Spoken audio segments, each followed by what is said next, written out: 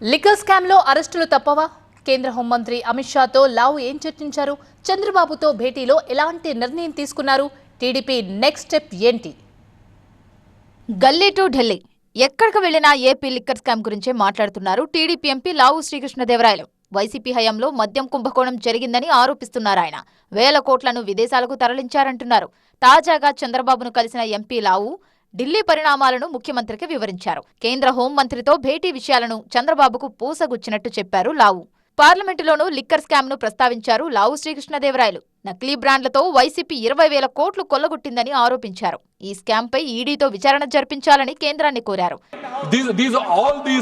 All these belong to state of Andhra Pradesh, belong to people of Andhra Pradesh. So we request the ED to investigate into every issue.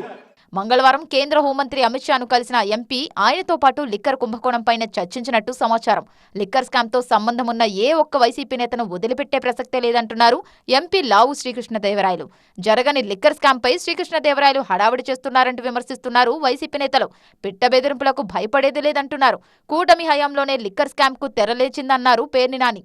Parliament లోనో అసెంబ్లీలోనో కౌరవులు లాంటి మీరందరూ కూడా కౌరవ సభలో మాట్లాడినంత మాత్రాన జగన్మోహన్ రెడ్డి గారికి కానీ వైఎస్ఆర్ కాంగ్రెస్ పార్టీకి కానీ జరిగే నష్టమేమీ లేదు, జంకేది లేదు, బొంకేది లేదు.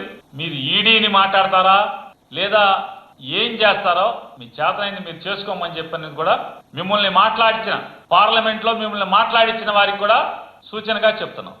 మరోవైపు వైసీపీ హయాంలో మద్యం అమ్మకాలపై అక్రమాలు జరిగాయంటూ సిఐడి కేసు నమోదు చేసింది.